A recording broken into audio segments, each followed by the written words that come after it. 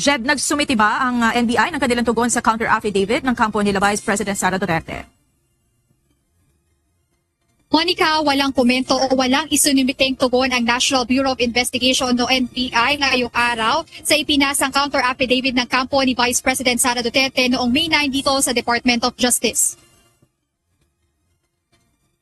Dumating mag-aalas 2 ng hapon ang mga abogado ni Vice President Sara Duterte sa Department of Justice para sa pagpapatuloy ng pagdinig kaugnay ng reklamong isinampa ng National Bureau of Investigation laban sa pangalawang Pangulo. Ito ay kaugnay pa rin sa umano'y ginawang banta ng Vice Presidente laban kina Pangulong Ferdinand Marcos Jr., First Lady Liza Araneta Marcos at House Speaker Martin Romualdez. Inaasahang magsusumite ng komento ngayong araw ang NBI. Ngunit ayon kay Attorney Michael Powa, ang legal counsel ni VP Duterte, walang ibinigay na komento ang kawanihan. Hinggil sa reklamong inciting to sedition at grave threats na isinampa laban sa pangalawang Pangulo, sinabi ni Attorney Powa, plano ng kanilang kampo na magsumite pa ng karagdagang dokumento sa kanilang naunang counter affidavit. Aniya pinayagan naman sila ng panel of prosecutors at dahil nais din nilang mapabilis ang proseso ay target nila itong maipasa sa lalong madaling panahon.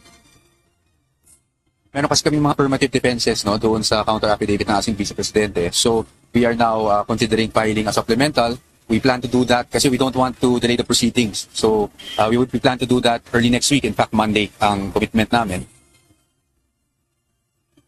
Samantala, kaugnay niya, nanindigan ng DOJ na ang preliminary investigation ukol sa reklamo laban sa Vice Presidente ay sinagawa ng naayon sa tamang proseso at alituntunin ng batas. Sisiguraduhin din ng ahensya na ang proseso ay susunod sa tamang daloy ng batas at tiniyak na ang pananagutan at alituntunin ng batas ay mananaig anuman ang katayuan ng nasasaktan.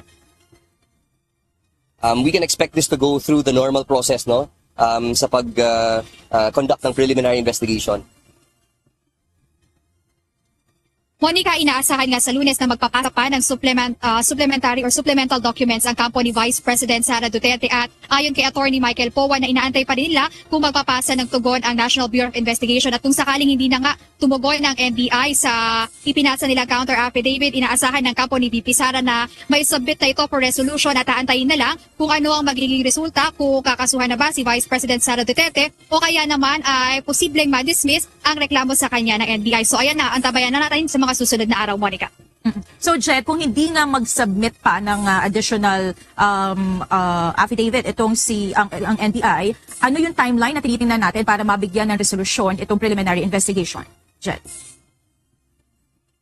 Monica, hindi pa nagpalabas ng pahayag ang Department of Justice kaugnay sa timeline kung kailan nila mailalabas yung resolusyon dito sa reklamo kay Vice President Sara Duterte. Ngunit ayun pa lang ang malinaw sa atin na by Monday inaasahan na may supplemental documents na ipapasa yung kampo ni VP Sara at wala pa rin tayo nakukuha sa NBI kung tutugon pa sila dito, Monica.